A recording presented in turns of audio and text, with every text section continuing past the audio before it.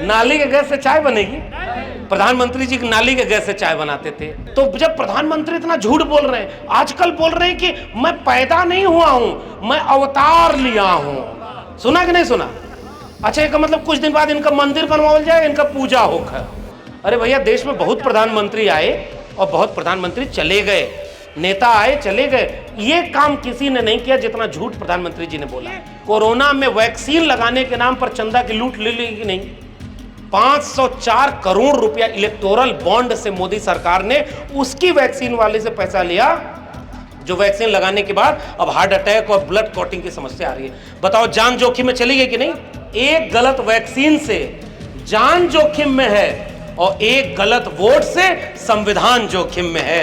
इसलिए हम आपके बीच में आए। इंडिया गठबंधन के खेमे में खड़े होकर हम कहने आए हैं कि हम नौजवानों को 30 लाख रोजगार देने वाले नेता के साथ खड़े हैं। अग्निवीर योजना को खत्म करने वाले, किसानों का कर्जा माफ करने वाले, पढ़ाई, कमाई, सिंचाई, दवाई और ये सुनवाई के बात करने वाले इन नेताओं के पक्ष में आपको वोट मांगने के लिए आए हैं। तो बताइए, 1 जून को इतना वोट मिलेगा कि नहीं कि मऊ से एक ऐतिहासिक जीत दर्ज हो जाए। जाति धर्म से परे होकर समाजवाद का झंडा जब बुलंद होगा तभी उत्तर प्रदेश मजबूत होगा, देश मजबूत होगा। इसलिए इतने ताकतवर प्रत्याशी हैं आदरणीय राजीव राय जी को आप अगर मजबूत करेंगे, जिताएंगे, तो केवल राजीव राय जी ही 5 साल के लिए मजबूत नहीं होंगे। दिल्ली की सत्ता पर कौन बैठेगा इसका निर्णय लेने के लिए आदरणीय अखिलेश जी के बिना वो निर्णय न हो पाए, इसलिए भी इस सीट को भारी बहुमत से जिता दीजिएगा।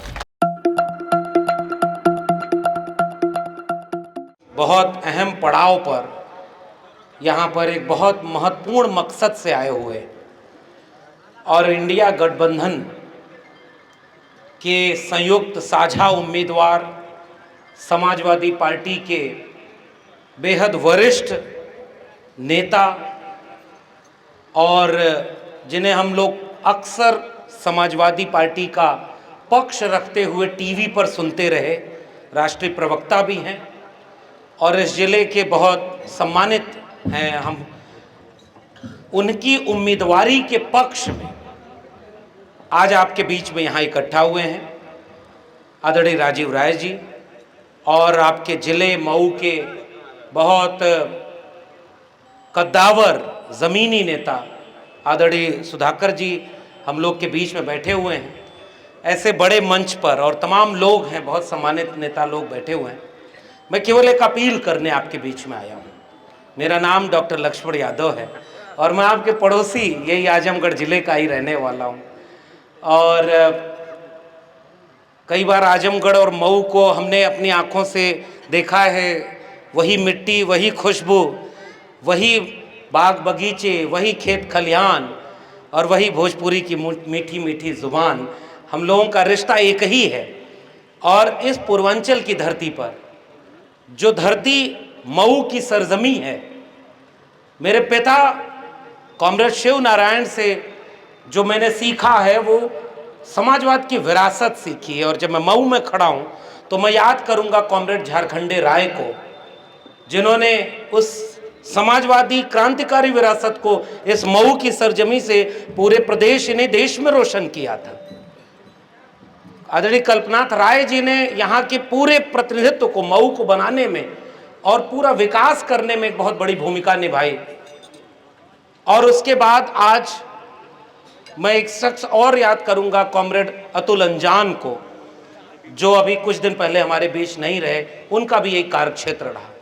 तो ये मिट्टी पूर्वांचल की समाजवादी मूल्यों की मिट्टी है और हम लोग इसी मिट्टी की पैदाइश है। चाहे इलाहाबाद यूनिवर्सिटी में पढ़ना हो, चाहे दिल्ली यूनिवर्सिटी में 14 साल प्रोफेसर का काम करना हो, हम लोगों ने इसी मिट्टी से वो तासीर हासिल की कि सच कहना अगर बगावत है तो समझो हम भी बागी हैं। तो ये जो बगावत का तेवर है ये इसी पूर्वांचल की मिट्टी का है।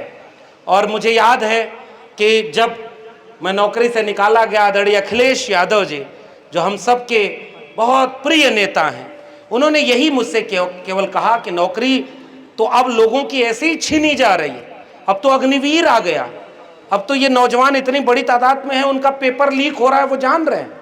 ये सरकार इतनी वीक है जिसका हर पेपर लीक है, नौजवानों को नौकरी नहीं मिल रही। रोज हिंदू मुसलमान करके पूरे देश को मजहब के नफरत की आग में झोंका जा रहा है। किसानों नौजवानों का भविष्य खतरे में। तो समाजवाद की इस विरासत को आगे बढ़ाने का काम हम जैसे लोगों को करना चाहिए। इसलिए ऐसे मोड़ पर हम आपके बीच में आए हैं और आपसे वोट की अपील करने आए। इसलिए ज़्यादा वक्त भाषण का भी बचा नहीं है। हम सब के प्रत्याशी, इस साझा गठबंधन के प्रत्याशी, और गठबंधन से केवल एक दो बात कहूंगा आपके सामने कि क्यों हम इनके पक्ष में आए हैं, क्यों हम इनके समर्थन में खड़े हैं, क्यों हम समाजवादी पार्टी के लिए वोट मांगने आए हैं, क्यों हम कह रहे हैं कि बीजेपी को हराना आज देश को बचाने के लिए कितना जरूरी बन गया है। और इस बात को इस मुल्क के हर व्यक्ति को समझना होगा कि आज जब 10 साल जिस सरकार को काम करते हो गया, 10 साल बाद देश के सबसे बड़े ओहदे पर जो प्रधानमंत्री बैठे हैं, उन्हें अपना काम गिना करके वोट लेना था। यानी वोट मांगना था कर्म पर, और वोट मांग रहे हैं धर्म पर। बताइए ये कहीं से जायज है क्या? आपको जो वादा किया था वो पूरा करके आपको वोट मांगना था, और आप कह रहे हैं मंगलसूत्र छीन ले जाएंगे, भैंस छीन ले जाएंगे। आजकल सुना है आप लोगों ने भैंस खोलने वाला, कह रहे हैं सपा और कांग्रेस सरकार बन जाएगी तो एगो भैंस तो खोल ले जाएंगे लोग। अच्छा ये बताओ, इतना लोगों को भैंस ये आई भैंसिया खोल करके कहाँ बनी है बताओ। और ये टोटी वाली बात कितना शर्मनाक है। ये जितना पानी लगल हो में टोटी में पानी आवत है, कौनों में पानी आवत है।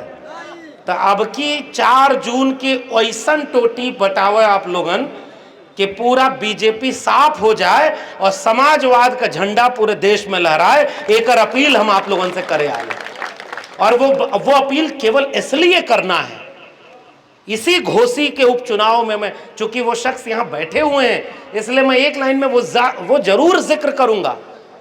वो यहाँ बैठे हुए हैं और इनको पता है, और आदरणीय राजीव राय जी, हम लोग लगातार संपर्क में थे, देख रहे थे इनको कि इसी घोसी के उपचुनाव में क्या हुआ, कौन नहीं उतर गया था यहाँ पर इनको हराने के लिए। और कुछ लोग जो आए थे अचानक, उन्हें लगा था कि ऐसे ही चुनाव लहर में जीत लेंगे, लेकिन घोसी उपचुनाव ने, मैं यकीन के साथ कहना चाहता हूं, लोकसभा चुनाव की पृष्ठभूमि के लिए हिम्मत भरने का काम कर दिया था, और अप्रत्याशित चुनाव से जीते थे आदरणीय सुधाकर जी हमारे बीच में बैठे हुए। अब हम जिनके लिए प्रचार करने आए हैं, प्रचार क्या, अपील करना है। और हम जैसे पढ़े लिखे लोग आपके बीच में क्यों अपील करने आए? हम तो दिल्ली विश्वविद्यालय में प्रोफेसर थे, 14 साल मैंने पढ़ाया है। हमने वहां करीब से देखा है, ये मोदी सरकार शिक्षा विरोधी है। ये शिक्षा को प्राइवेट हाथों में धीरे धीरे बेच रही है, ताकि गरीब, कमजोर, किसान, मजदूर के बेटे बेटियों को अच्छी तालीम न मिले। कलम गिरवी रख दिया है और लोगों के हाथ में तलवार पकड़ना चाहते हैं।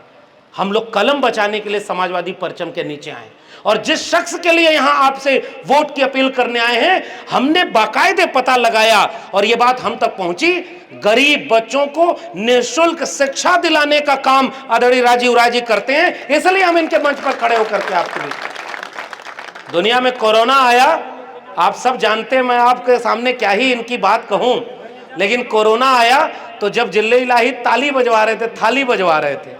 अब सोचिए ना, नाली के गैस से चाय बनती है क्या? नौजवान जितने बैठे हैं बताओ भाई, नाली के गैस से चाय बनेगी? प्रधानमंत्री जी नाली के गैस से चाय बनाते थे, बताइए संभव है? बादल आने पर रडार काम नहीं करेगा, बताइए संभव है? पढ़े लिखे नौजवान जितने हैं, झूठ बोले कि नहीं बोले? तो जब प्रधानमंत्री इतना झूठ बोल रहे हैं, आजकल बोल रहे हैं कि मैं पैदा नहीं हुआ हूं, मैं अवतार लिया हूं, सुना कि नहीं सुना? अच्छा, इसका मतलब कुछ दिन बाद इनका मंदिर बनवा जाए, इनका पूजा होकर। अरे भैया, देश में बहुत प्रधानमंत्री आए और बहुत प्रधानमंत्री चले गए, नेता आए चले गए, ये काम किसी ने नहीं किया जितना झूठ प्रधानमंत्री जी ने बोला। और इतना कोरोना में लोग मर रहे थे, बताइए कोई मजहब बचा? खून और ऑक्सीजन देने के लिए कोई जाति धर्म देख रहा था क्या? कोई देख रहा था क्या? इसलिए कोरोना में वैक्सीन लगाने के नाम पर चंदा की लूट ले ली कि नहीं? 504 करोड़ रुपया इलेक्टोरल बॉन्ड से मोदी सरकार ने उसकी वैक्सीन वाले से पैसा लिया, जो वैक्सीन लगाने के बाद अब हार्ट अटैक और ब्लड क्लॉटिंग की समस्या आ रही है। बताओ, जान जोखिम में चली गई कि नहीं? तो नौजवानों, एक वाक्य गांव गांव पहुंचाना, एक गलत वैक्सीन से जान जोखिम में है और एक गलत वोट से संविधान जोखिम में है। इसलिए हम आपके बीच में आए। अगर एक वोट गलत पड़ गया तो ये लोग कह रहे हैं कि हम संविधान बदल देंगे। बताओ मऊ के लोगों, संविधान बदलने वाले को वोट देना चाहिए क्या? कभी उनको एक वोट गलती से भी मिलेगा क्या?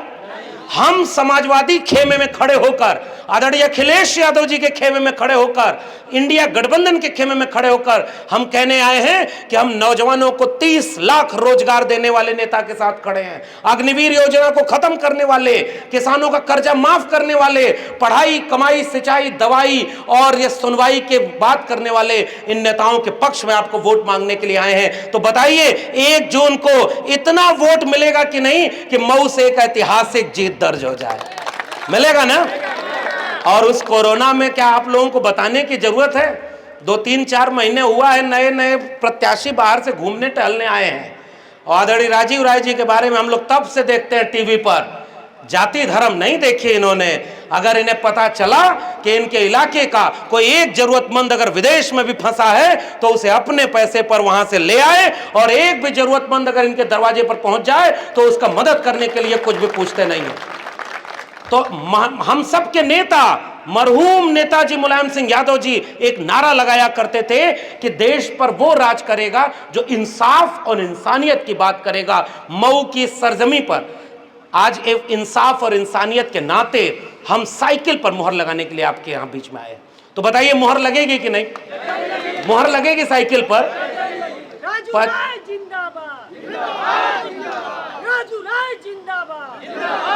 अब जिंदाबाद तब होगा जब आपकी केवल सांसद नहीं चुनना है। 4 जून को जब मऊ का रिजल्ट टीवी पर दिखाया जाए तो 12 बजते बजते तय हो जाए कि केवल राजीव राय जी ही मऊ से नहीं जीत रहे, अब दिल्ली की कुर्सी पर कौन बैठेगा इसको तय करने के लिए अखिलेश यादव जी भी जीत रहे हैं। तो बताइए अखिलेश यादव जी को देख करके भी वोट देंगे कि नहीं? और याद रखिएगा ये केवल सांसद चुनने का वक्त नहीं है। कोई गलती हो, कोई मतभेद हो, कोई मनमुटाव हो, कुछ भी हो, आज सब कुछ भुला करके, बाहों में बाहें हाथ में डाल करके हर जाति के लोग, हर धर्म के लोग जो भी इस देश से मोहब्बत करते हैं, किसानों के जिक्र जिसको है, जिनको नौजवानों की बात करनी है, सब मोहब्बत प्यार से रहें, उनको मजबूत करना है। तो बताओ अखिलेश यादव जी से बढ़िया नेता कोई होगा क्या? और हमारे आजमगढ़ में तो देखिएगा क्रांतिकारी जीत होने जा रही है। तो आजमगढ़ में ललकार कर गए हैं तो उसका असर मऊ तक पड़ेगा कि नहीं पड़ेगा? मऊ से पीछे नहीं रहेगा। और आपने यहां पर कह दिया, आपके भरोसे पर मैं चाहता भी यही हूं कि आजमगढ़ और मऊ में कोई बंटवारा हम मानते भी नहीं, मऊ आजमगढ़ से भी ज्यादा वोट से जीत जाए, हम तो ये दुआ लेकर के आए। तो ये 3-4 महीने के लिए जो लोग टूर पर आए हैं उनके चक्कर में तो नहीं ना फंसेंगे। वो लोग भी जाति धर्म का भेदभाव दिखा करके कह रहे हैं।